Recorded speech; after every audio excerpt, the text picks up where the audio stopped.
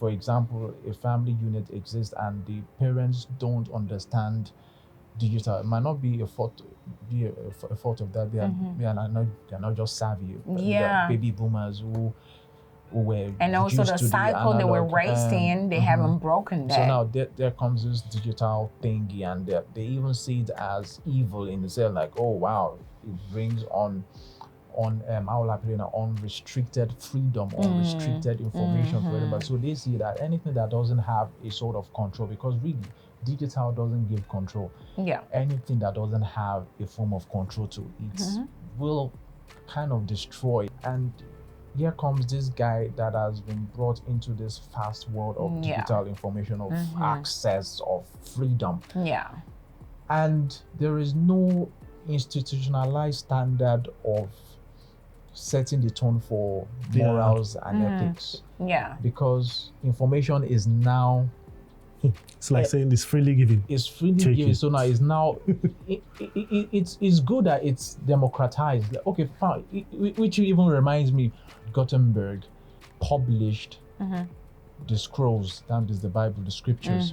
Before then, the Bible was in scrolls, and it was just a few people that had access to that, the kings, the priests, and even the kings and the priests had to actually copy out their own copy from the original manuscripts and original scrolls. They had to copy that out for themselves. So that information was limited to a certain group of people, privileged individuals in the society. Not everybody. Now, some of these privileged individuals use that information to lord it over any other person that didn't have access to that information. So that was the first major mode of gatekeeping in that age, because they had access to this and nobody else could. Yeah. And it wasn't as a result of if it was even easy for anybody to get access to it. It wasn't easy for them to give you a scroll. Not now. We have millions of people in the society. So do you mean everybody should bring their own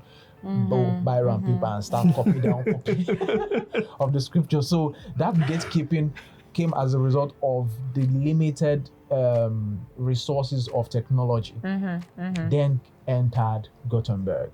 Okay, fine.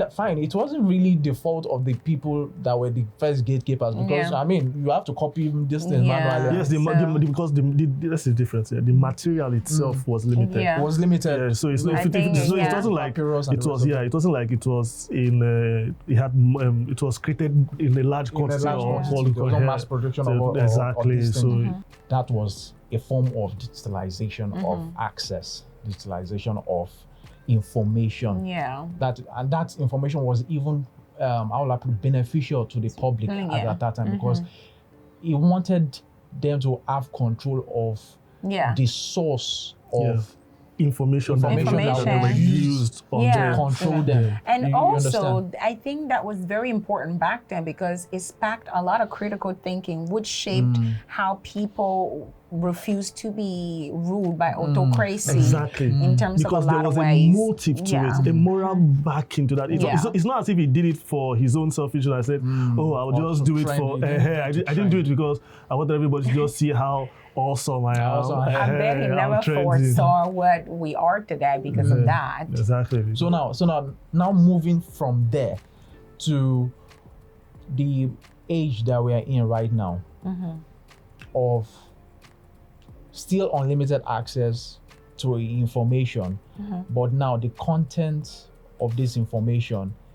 is what it's like it's not everything you need to consume. Speaking of freedom of information and freedom of press, and in this digital age, I'm talking about TV now, in as much as the internet, for example, has too much information that's unnecessary for people, do you feel like in a way the control that the government has over media, as far as Nigeria is concerned as a whole, is also a problem?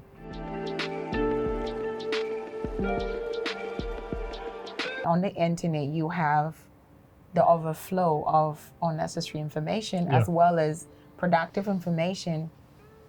There's this sense of, in Nigeria, where you have the control of information to citizens. You're talking about the government now? Yeah, in Nigeria. Okay. There's that. And that's kind of scary because in as much as you want to regulate information, is the information regulation to benefit you or to benefit the masses? Which I think like for channels. us to even start, Yeah. that we need to acknowledge the fact that for there to be regulation or control of information or whatever, you also have to take into consideration the kind of government in place or the kind of That's true. political system in place. Yeah. Because that will determine what when you say political system, I was about to say, do we have one? But I'm not going to say so we are operating how will I put it now? Analog political system. No, not analog. A sort of dystopian democracy. Okay. Dystopian is a nicer word. For me, I just go with neo-Nazism kind of democracy. It's like, listen, you have freedom, but I just want you to think you do. Exactly. Because if you say something republic, that is not in line with what I want, you're in trouble. Exactly. Because now there are even several paradigms to this. I talked about the political structure in place. Yeah. And then we also have to talk about the mental structure of the kind of leadership we have. Yeah. Now, it's more like gerontocracy, or what is it? That's government run by old people. So now, we are in a digital age, and digital brings unlimited access, unlimited power, sort of, to anybody that has the device or whatever. So you can reach. The possibilities are limitless, economic-wise. The possibilities, the chances to make more money is higher now. Now, even talking about economic now, digital kind of like also crashed that gatekeeping when it comes to information about money, information about making money. Kind of still paradoxical too, because the Bill Gates of this world, the Steve Jobs of this world, they saw an opportunity. Yeah. I won't say there was a form of information that was restricted, like in the days of Gutenberg. No, you're right. This information was out there to code. Yeah. It was common information. If you really wanted to, you could go there and learn it. But these people saw an opportunity. And they took it. And then with the proliferation of access, that means more people can add access to buy this product that emanated from this opportunity that they saw to create a product, which also was a reflection. Which is also a reflection of what happened in the industrial era. So people saw advantage. They had the economic of skill to make this available to a wide lot of people, and then thereby make financial gains from it. For you to say, okay, this particular government is gaining undue control over information or over access to information. You also have to, like I said, you also have to consider the political system in place. And then the manner of or quality of people at the helms of affairs also matters. They are not there. We don't have any. Just let me let these people they don't understand it's like the implication people of with digital. Early on Alzheimer's, you consume information. I'm sorry. You consume information we are right not talking now. We are not talking about the malady they have. We are talking about what makes up the structure of their thinking. Let her finish because I think she's going somewhere. No, she's not going somewhere. Because it's downward slope from there. So I'm just going to stop right there before you just get us into trouble. The most important thing these days is, as young people, right? And we have access to this information. Like 3 of us, if we're raising families now, we're going to raise family differently. And the generations that will come after us will be better. So I feel like it still goes back to family. You need to be able to not see technology as evil. Yes, it is. There's a lot more cons than there are pros, right? But there's also pros. But if you open your kid to information at an early age, but also differentiating, let that kid know you're going to have access to this. I'm not prohibiting you, but I need you to understand this is what's important for you at that early age. When at a certain age and you throw things at them. Because by the time I was 12 years old, I was like somebody who's 50 years old, you know? So there's a lot of things that as a teenager that people would throw my way. I'm like, Digital age with its advantage and disadvantage, one nexus of the matter that has been recurrent here, unspoken and spoken, is control. Yeah. Now, control the aspect of information going out, gatekeeping, and information coming in. So control on both sides. Yeah. So now there's the gatekeeping control of where this information is coming from, and then there's gatekeeping control of you as the receiver of this information, being very aware of what this product or what this thing can you're do consuming, consuming. It can make or mar you, of not really where the message is coming from, but control of you, the end user, the receiver.